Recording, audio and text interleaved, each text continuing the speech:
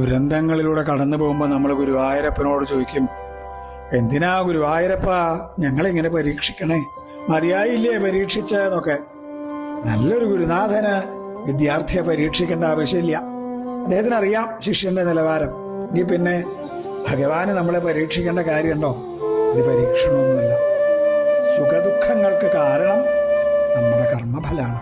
ചിലത് പൂർവജന്മാർജിതമായ കർമ്മവും. അന്ധദമ്പതികളുടെ പുത്രനെ അമ്പെയ്ത് കൊന്ന ദശരഥന് സ്വപുത്രനെ കാണാതെ മരിക്കേണ്ടി വന്നു. ബാലിയെ ഒളിയമ്പെയ്തു കൊന്ന രാമന് കൃഷ്ണാവതാരത്തിൽ ഒരു കാട്ടാളന്റെ അമ്പേൽക്കേണ്ടതായി വന്നു. സത്കർമ്മങ്ങളിലൂടെയും തിരുനാമജപത്തിലൂടെയും ദുഷ്കർമ്മഫലത്തിന്റെ ശക്തി കുറയ്ക്കുക. ചെയ്യണതെല്ലാം ഭഗവാന്റെ പൂജയാണെന്ന് വിചാരിക്കുക. സർവം കൃഷ്ണനിൽ സമർപ്പിക്കുക. സർവം